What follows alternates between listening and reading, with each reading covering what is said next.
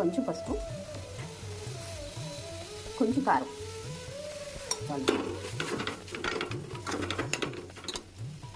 ఇందులోనే మనం ఉడికించుకున్న జీడిపప్పు, శనగపప్పు కూడా వేయించుకుంటున్నాను.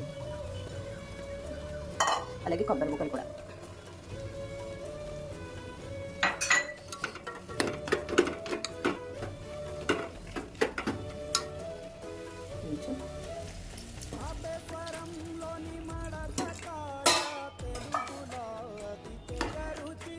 ఉప్పు లాస్ట్లో వేసుకున్నాండి.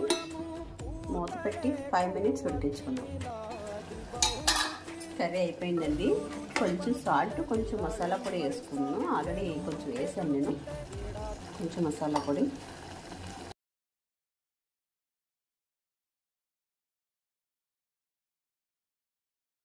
కర్రీ రెడీ అయిందండి. మిల్ మేకర్, కొబ్బరి, శనగపప్పు, జీడిపప్పు కర్రీ.